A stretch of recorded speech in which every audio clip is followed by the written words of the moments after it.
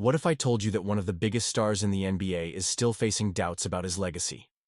Jason Tatum, the cornerstone of our beloved Boston Celtics, has lit up the court this season. But not everyone is convinced he's the superstar we believe him to be. Colin Cowherd has thrown some serious shade, claiming Tatum won't be remembered in a few years. Can you believe that?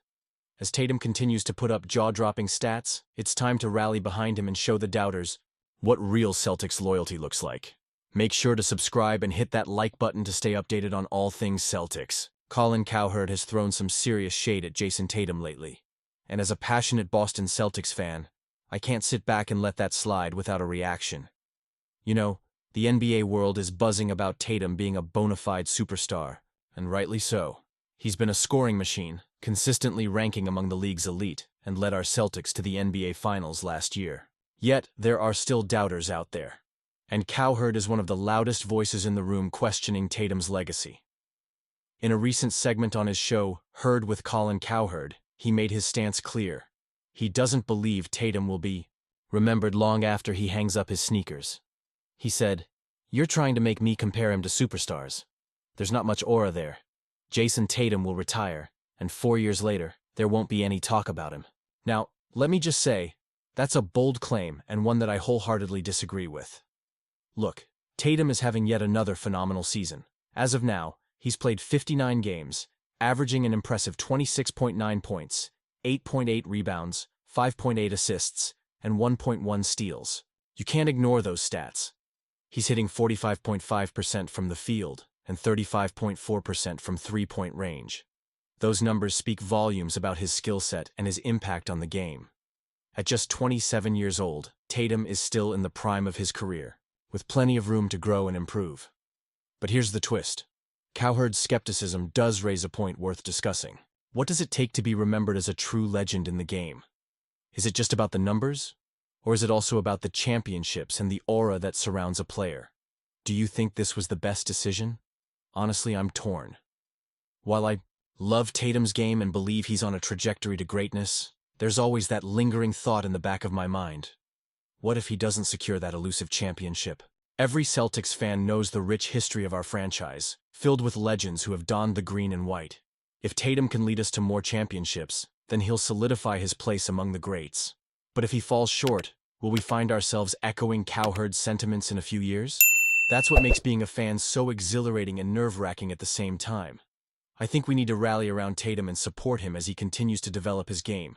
He's shown resilience and determination, especially after the heartbreak of last season.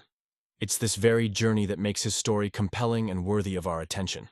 The way he has stepped up to the plate, game after game, is something we should cherish.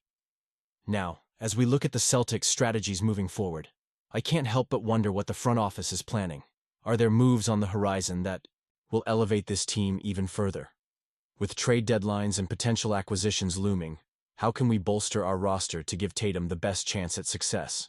The decisions we make now will directly impact not only this season, but also the future of the franchise. And you? What do you think? I want to hear your opinions down below. Do you believe Tatum will prove the skeptics wrong? Will he become a player that we'll talk about for years to come? Or do you think Cowherd has a point and his legacy might fade into the background? Quentin Grimes has been quite the story lately, having been traded 3 times since February 2024. But you know what? He's not letting those disruptions affect his performance. In his first 12 games with the Sixers, he's averaging 16.8 points. That's impressive, especially given the turbulence he's faced. Grimes himself said, "It's hard.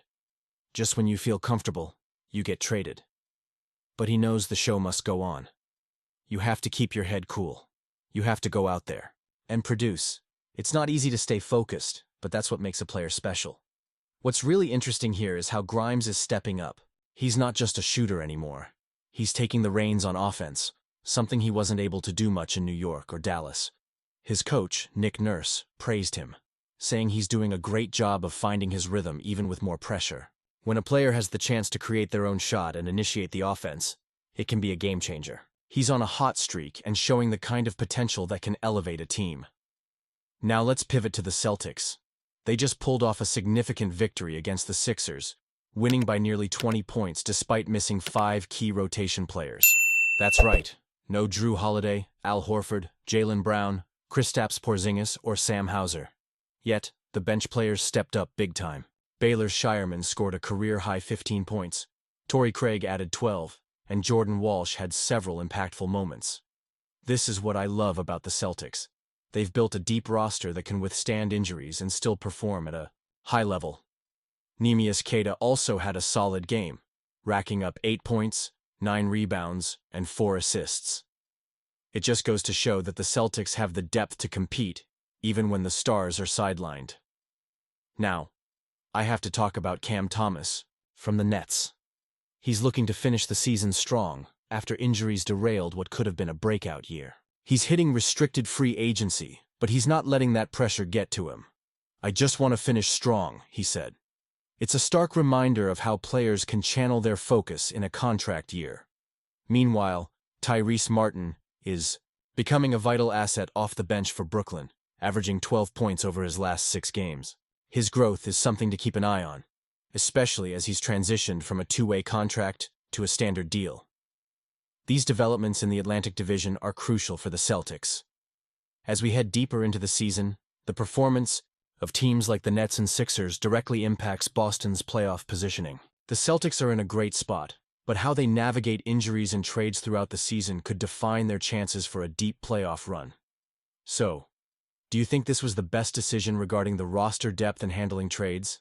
Honestly, I'm torn. While I'm thrilled to see the Celtics thrive even without their stars, I can't help but wonder how these moves might affect the chemistry come playoff time. Are we seeing a team that's ready to take the next step, or is there a risk of too many changes too quickly? And you, what do you think? I want to hear your opinions down below. How do you feel about the current trajectory of the Celtics, and the impact of these trades around the league? Is this team poised for a championship run, or are there still gaps that need to be filled? Don't forget to like, share, and subscribe to the channel to stay updated on all things Boston Celtics. And make sure to activate the notification bell to get all the latest updates. Let's keep this conversation going, Celtics Nation.